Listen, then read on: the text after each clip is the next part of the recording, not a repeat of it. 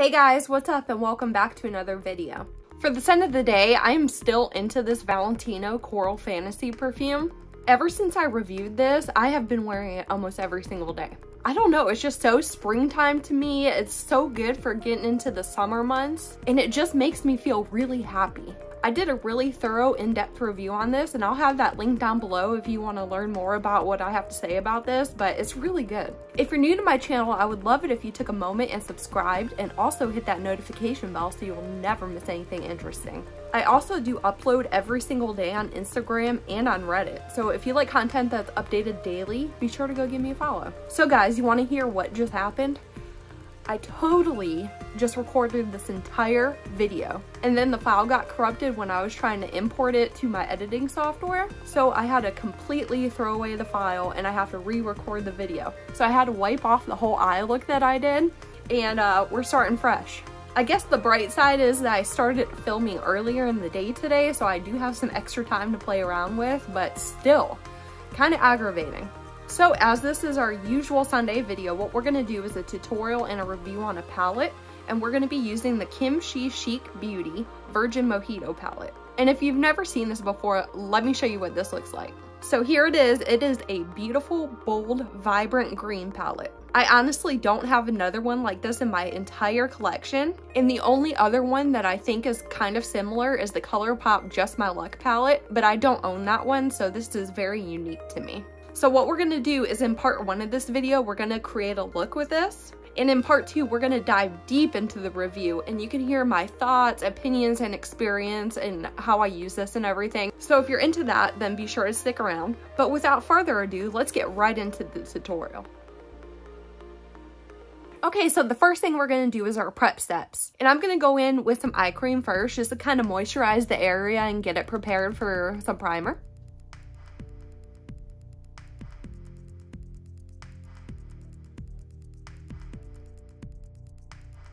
And after I let that kind of dry and sink into my skin, I'm gonna go in with my actual eye primer.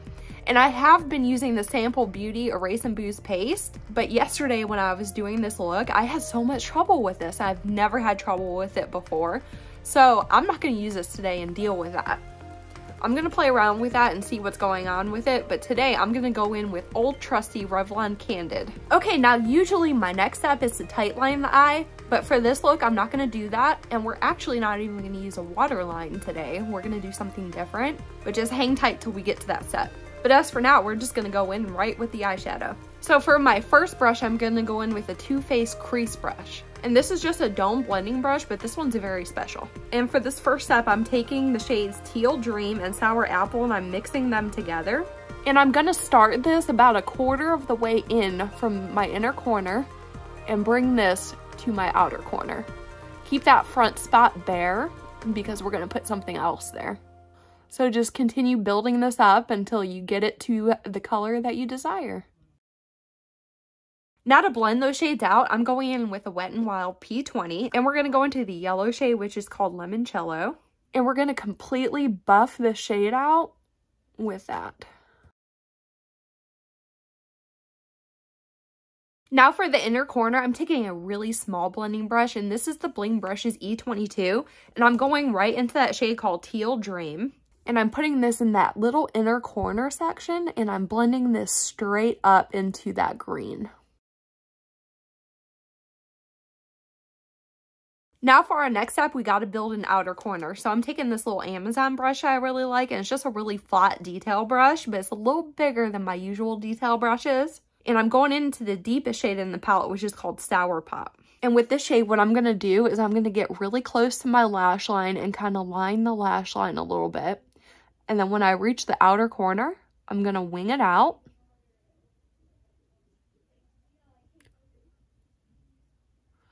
And then I'm going to blend gently into the green. Now the next step's really fun because now we are all set up to add the glitters. So for the first glitter, I'm going in with one of my favorite glitter application brushes, and this is the Firma 301. And I'm going to use these dry, but they also work really well dampened if you want to use them that way. And I'm going into the shade Kiwi first. And now when you look at your bare lid, you want to coat 60% of what's left with this green.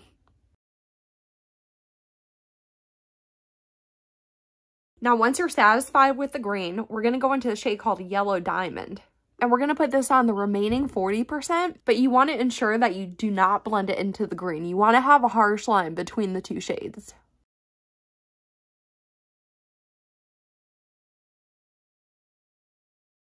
Now for this next step, I'm going to go in with a flat definer brush, and this one's from Alamar Cosmetics, and it's really flat and skinny on top, and it's kind of square shaped.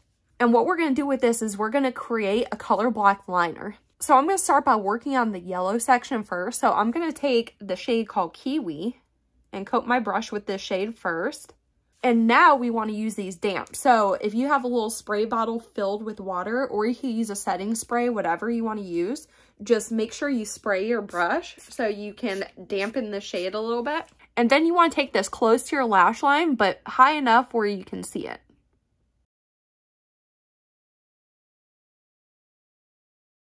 Now, once you get done with the green, now for this green section, we're going to go in with the yellow. So we're going to do the same exact thing, except on the green part.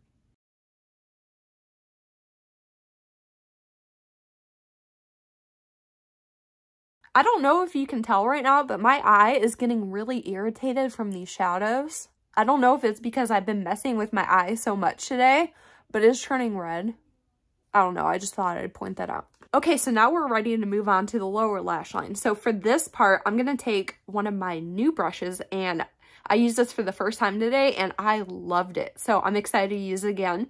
And this is by Profusion, and this is the ES6. And by the way, I'm going to have everything that I can possibly think of linked down in the description box. So if you're into this ES6, it'll be linked for you. So I'm again going into the deepest shade called Sour Pop. And I'm going to pretty thickly put this on my lower lash line, bringing it into my waterline.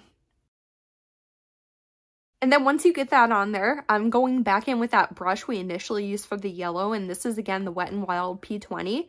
And going back into the yellow shade once again. And what I'm going to do is take this and blend the crap out of this lower lash line.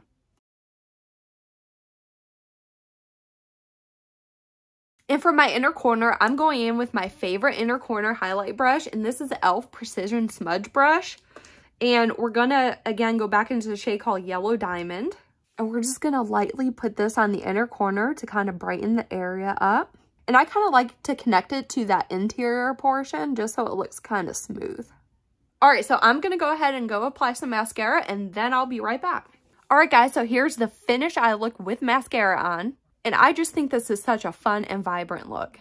You can do this with this palette, or you can do it with any palette that you own. It's just so much fun color blocking and switching colors like this. And I think this is an excellent springtime look. But be sure to let me know in the comments what you think about it, because I would love to hear your thoughts. And now that I think about it, I think it came out way better today than it did yesterday. I was having some serious trouble with my makeup yesterday. It just was not happening for me. Alright, so let's go ahead and move on into the review portion. Hey guys, welcome to part 2 of this video, which is the review. And like you probably know, we're going to be reviewing the KimChi Chic Beauty Virgin Mojito palette. And the first thing I like to talk about is its packaging. So this is a cardboard component, and if you ask me, it's pretty boring. There's nothing much really going on the outside of the packaging. It just kind of doesn't really, it just really doesn't stand out to me. But when you open it up, it does get more animated. You get a nice large picture of Kimchi at the top, and then each one of the shadows has a little border around it, so it's really cute. So this is a 9-pan palette, and it consists of both eyeshadows and pressed pigments. Each shade in here weighs in at 0.8 grams, and that's below the average amount of shadow per pan. So within this palette, you're getting 3 different formulas. You're getting 4 mattes, 3 shimmers, and 2 glitters. So let's get into talking about the formulas. So let's start with the matte formula. Something I could tell you about the matte formula is if you know and like the ColourPop matte formula, you'll love this formula. It's very similar in the way it blends, builds, and layers. I had no issues with it patching. I had no issues trying to build a gradient with it. It's just a very average formula, and I did like it. I did notice that each shadow in here is very true to tone. So what you see in the pan is what you get on your eye. Alright, so now the 4 shimmers in here. The shimmers have a very smooth, thick texture. Each one has a very intense base pigment to it, so it makes them very multifunctional. I tried every standard application method with these shimmers. I used them with my finger, a dry brush and a dampen brush, and I didn't notice any significant difference between any method. Okay, so I tried every method of application for the glitters too, and I found that it works well with your finger, but it works the best if you use a dampen brush. It does not work well with a dry brush. Now here's the confusing part. Even though the glitters work the best when dampened, when you mix them with a liquid or any kind of mixing medium to get them to stick to your eye, it causes a reaction in the formula to kind of make it clumpy. So using liquid with the glitters makes them really pop, but it's really a tough road to navigate. Alright, now I'm going to quickly throw up a picture of some swatches I took from this palette so you can see how every shade looks swatched out.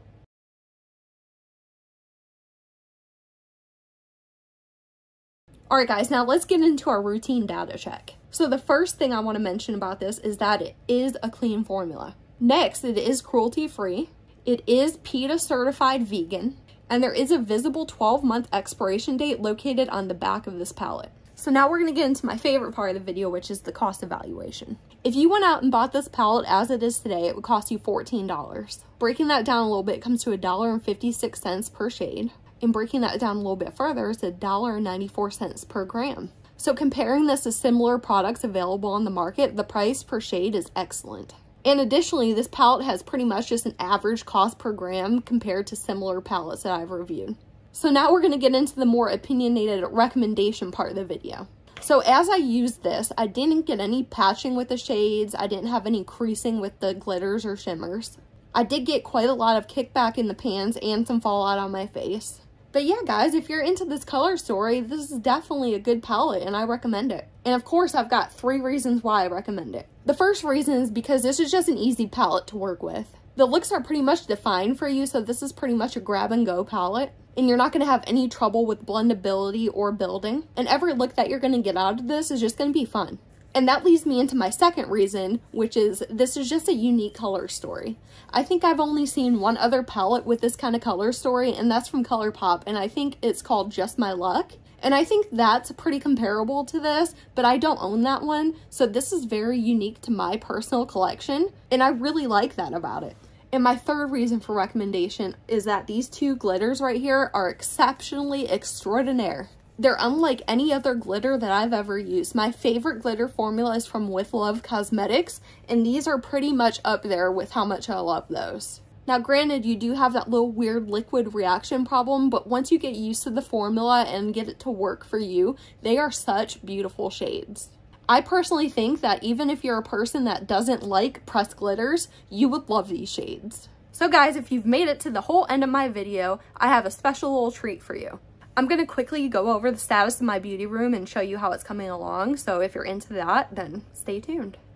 Okay guys, so here's my little filming setup that I'm using, and I have some styrofoam on the floor, that's what that is, I need to vacuum that. But here's where I'm filming, on the legitimate floor, and then here's my desk that I'm going to be filming on shortly. I need to put that together tomorrow, and then this whole little corner over here is going to be my little office. So then I already set this up, and this is all my lipsticks. And then I have this cool little cart. I'm gonna do like a full makeup collection video, so I'm gonna go over everything in more detail, but I do have this little cart with sprays and fragrances on it. And then, hoping to not knock over anything on this, I have this shelf over here with all of my palettes on it. So I'm gonna do some moving stuff around, and oh yeah, over here in that purple case is all my wigs, and this is all my filming equipment and stuff. And then this box is all my eyeshadow making supplies. So I'm gonna have to move some furniture around, and I'm gonna move this dresser. So everything is going to be done shortly, and I'm so excited for it. And I do have to order some more furniture for this back wall so I can kind of have like a background, you know, so it's not boring with the white wall in the back. And then I'm going to actually put a shoe rack in this corner right here so I can display some of my favorite shoes, because I don't talk about it a lot, but I do love shoes. So yeah, that's pretty much everything I wanted to show you so far. So yeah, guys, that's all I have for today's video. I hope you enjoyed it and found it helpful. And if you ever have any questions or comments or feedback about anything, please tell me in the comment section. I would love to have a conversation down there. And I appreciate all feedback received. So until next time, bye.